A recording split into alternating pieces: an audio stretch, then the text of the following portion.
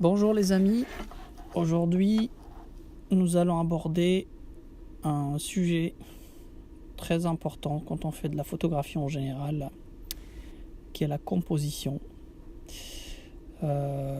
Maîtriser sa composition est une des clés de réussite de la photographie, que ce soit la photographie en général comme je viens de le dire, ou encore plus particulièrement la photographie de rue. Avec la subtilité bien sûr, que quand on fait de la photographie, comme je viens de dire, générale, de la mise en scène, du studio, ou autre type de photographie, on a le temps, on peut maîtriser sa composition. Ce qui est normal, si on dispose de plus de temps pour préparer sa scène, l'exercice devient plus abordable avec des fois quand on fait du studio, quand on est dans une logique un peu commerciale, juste la maîtrise du temps qui rentre en jeu pour produire assez rapidement, on va dire. Mais en général, on a toujours du temps pour bien préparer sa scène et maîtriser la composition. Ça, c'est une chose. La chose se complique quand on fait de la photographie de rue. Pourquoi ? Tout simplement parce que le hasard rentre en compte et la préparation est quasiment inexistante puisqu'on opère à la volée, on opère à l'instinct. Donc on a intérêt à aller plus vite, à limite réfléchir en amont, à être très intuitif dans sa préparation si l'on veut produire quelque chose d'intéressant à l'arrivée. Voilà, donc à travers cette photographie que je vous présente à l'écran, que j'ai pris en 2018, qu'on va prendre comme cas d'étude, je vais vous dire un peu, vous expliquer ce qui fait en sorte que elle marche mieux par rapport à d'autres. Voilà, donc on va prendre cette photo. Donc la scène se déroule à Paris. Donc c'est une scène classique de photographie de rue, Canal Saint-Martin, on est en 2018. Je déambule dans la ville, comme toujours. Les gens des fois me posent la question, ils se croient qu'on tombe sur des photos comme ça par hasard. Non, c'est beaucoup d'heures de marche, c'est limite un sport, comme disait Joël Mairovitch. Donc la photo de rue, c'est un sport agréable. Il faut d'abord aimer la marche. Et apprécier le paysage, les gens, le contact, pour que la photo vienne être comme un accessoire, on va dire, ou la cerise sur le gâteau qui va compléter une bonne journée. En tout cas, moi concernant, c'est comme ça que j'aborde les choses. Donc je déambule dans les rues de Paris en marchant allègrement, beaucoup de fois, à plusieurs reprises, je suis pas seul, donc voilà. Par contre, j'ai les yeux un peu partout, je repère, je regarde la lumière, et quand je vois quelque chose qui va m'intéresser, j'ai toujours un appareil sous le bras. Ça, c'est très très important. On sort jamais, quand on fait de la photo de rue, dehors sans son appareil photo, sans un téléphone portable. Au pire des cas, il faut avoir quelque chose pour shooter, quoi, si vous voulez faire de la bonne photo. Autrement, vous allez être frustré, parce que moi, ça m'est arrivé plein de fois au début quand je commençais. Vous sortez dans la rue, vous avez oublié pour X raison votre appareil photo, et poup, comme par hasard, c'est la journée où vous allez avoir les meilleures scènes, et la mince, le regret, la frustration, j'ai pas mon appareil avec moi, je viens de rater des photos très très intéressantes, et vous y pensez toute la soirée, limite quelques jours après, quoi, sur les photos que vous n'avez pas pu faire. Donc toujours avoir un appareil photo avec soi, prêt à déclencher, quoi. Donc voilà, ça aussi. Donc là, on va aborder un peu les choses un peu techniques. Je vais vous parler un peu de la technique, et après, on va décortiquer un peu la photo. Donc oui, pré-régler votre appareil photo, très important. Donc il faut toujours connaître un peu ses réglages et pré-régler. Donc là, quand on marche en général, on fait attention à la vitesse. Il y a une certaine vitesse à respecter. Il y a une ouverture. Je ferai peut-être une vidéo un peu plus technique une prochaine fois pour expliquer un peu quels sont les réglages de base pour pouvoir photographier dans la rue. Mais au-delà de ça, de la technique, une fois que vous avez fait vos réglages et que vous êtes en bonnes conditions pour au moins ne pas rater vos photos, ce qui va faire la différence à l'arrivée et faire en sorte que vous allez être un bon photographe, un très bon photographe ou un auteur, c'est votre capacité à transcender la technique et à produire limite de l'art. C'est là où réside la différence. Et c'est là où le tri s'opère entre les différents types de photographes. Et là, vous ne pouvez pas tricher. À un moment donné, voilà, il faudrait d'abord assimiler la technique. Il y a des étapes à franchir, donc on assimile d'abord la technique. Une fois qu'on a bien assimilé la technique, on passe à un stade supérieur. On éduque son œil visuellement, en lisant, en allant acheter des livres photos. Bon, pour ceux qui sont étudiants ou qui n'ont pas les moyens, vous pouvez aller dans les bibliothèques. En tout cas, c'est ce que j'ai fait quand j'ai commencé, voilà. Vous pouvez aller dans les expositions. Si vous avez la chance d'être en France, il y a les expos qui sont gratuits pour les jeunes de moins de 25 ans, jusqu'à un certain âge en tout cas. On ne paye pas l'entrée dans les musées, dans les expos. Donc, saisissez cette chance-là pour éduquer visuellement votre œil.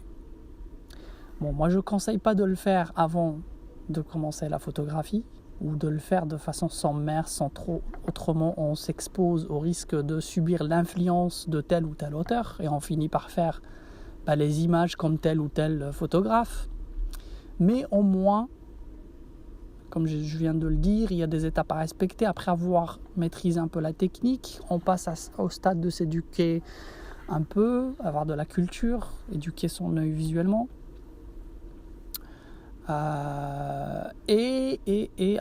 Une fois qu'on a fait ça, on peut, et qu'on a maîtrisé un peu les codes visuels de la street photographie, on passe à la troisième étape qui est enrichir le domaine.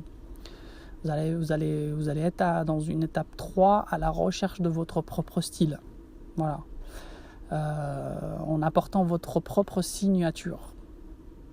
Et là, à partir de là, ça va m'amener à parler de la composition en elle-même. Donc là, on pourra parler de cette photographie que j'ai dit, qui a été prise à Paris en 2018, le canal Saint-Martin. On voit au premier plan un urinoir. Donc voilà, un urinoir, c'est du mobilier urbain où les gens urinent quand ils font la fête. Voilà, c'est fait pour ça. Je vous avoue, ce parcours je l'ai toujours fait, je suis toujours passé dessus, ça m'a jamais donné envie de prendre une photo. Pourquoi? Tout simplement parce que on pourrait être tenté par faire une photo quand on le regarde à premier abord comme ça. C'est une scène il y a un beau street art, ça représente la gueule d'un requin, voilà. Ça peut donner envie de faire une photo, mais à un moment donné, vous posez-vous la question, c'est un endroit public, le mobilier urbain est trop voyant, n'importe qui prendra la même photo, si vous êtes devant ou derrière. Donc moi, c'est les questions que je me pose d'habitude avant quand j'aborde une scène photographique. Combien de chances ou combien de personnes, quel est le pourcentage de personnes qui feront le même type de photo? D'ailleurs, vous le voyez, parce que vous passez dessus, vous voyez des gens prendre des photos, des touristes, mais toujours la même photo. On se met devant ou derrière et on déclenche, quoi. En vertical ou en horizontal, quoi. C'est du quantitatif, c'est des photos banales en fait à l'arrivée qui n'ont aucun intérêt du point de vue artistique. Donc c'est des photos que j'ai toujours évité de prendre. Sauf que à force de revenir sur les lieux, à un moment donné, vous avez deux possibilités, que je vous le dis. Soit vous revenez fréquemment sur le site, moi c'est ce que j'aime faire, soit vous restez sur place et vous attendez, ce qui est la technique de l'argentique. Voilà, ceux qui viennent de l'école de l'argentique connaissent bien cette technique-là, du fait de la rareté de la pellicule et de nombre de poses. Donc, on intellectualise la photo avant de déclencher. C'est-à-dire, on va réfléchir avant, donc on a intérêt à assurer sa composition, l'image mentalement dans sa tête avant de passer à l'acte et déclencher. Donc, ça a poussé beaucoup de photographes par le passé à rester sur scène, à attendre, à réfléchir avant et à prendre et attendre 1, 2, 3 coups avant de déclencher, quoi. Pratique qui est has-been de nos jours, parce qu'avec la prépondérance du numérique et l'arrivée du numérique, vous pouvez vous permettre de shooter même en rafale, quoi, une même scène, quoi. Donc oui, vous pouvez vous permettre de revenir sur un lieu, déclencher autant que vous voulez. Enfin bref, tout ça pour vous dire qu'à un moment donné, moi j'aime pas rester sur place, j'aime bien bouger, donc je préfère le hasard. Et le hasard a fait que ce jour-là, ce jour-là nuageux, je passais dessus, et j'ai vu quoi ? J'ai vu cette scène que vous voyez, un type en train de consulter son mobile en arrière-plan, et puis une nana en train de fumer, assise sur une chaise juste derrière avec cigarette à la main en train de fumer, quoi. Elle doit travailler dans le magasin en face ou il y a un Monoprix juste en face, pas très loin, et elle était en plein pause et voilà, c'est son repère, quoi, on va dire.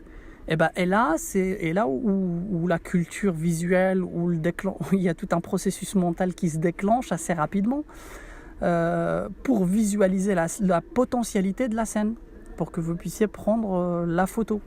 Là, dans ce cas-là, la scène est statique, donc il n'y a pas de souci. Vous pouvez vous mettez derrière, c'est pas très compliqué, ça bouge pas.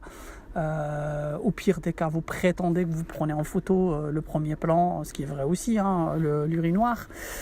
Donc vous avez tout votre temps pour ne pas rater cette scène ou pour voir cette composition. Enfin, la grande erreur serait de ne pas voir la potentialité de cette scène-là et de la rater, quoi. Donc voilà, après il y a tout un jeu de subconscient aussi, qu'on peut aussi décortiquer, qui fait en sorte que c'est le requin au premier plan avec les dents de la mer. On convoque plein de choses qui parlent au subconscient. Alors ça peut être des films, en général c'est ça. Donc voilà, le requin qui coupe la jambe du mec, qui lui arrache les jambes et qui se retrouve les deux jambes écartées de l'autre côté, enfin limite écartées de l'autre côté un peu, quoi, avec la fumée aussi qui sort, qui évoque aussi d'autres choses, quoi. Donc c'est pas très compliqué, c'est simple. Ce qui est compliqué, c'est de voir la scène, c'est la construction en une fraction de seconde, c'est de passer dessus et de remarquer ça et de ne pas le louper, quoi. Donc voilà, c'est ce qui fait la force de cette photographie-là. Si on veut résumer ce qui vient d'être dit, donc je vous dirais que la composition, c'est en photographie de rue, elle est très importante, elle fait la différence. Pourquoi ? Parce que on a très peu de temps de préparation.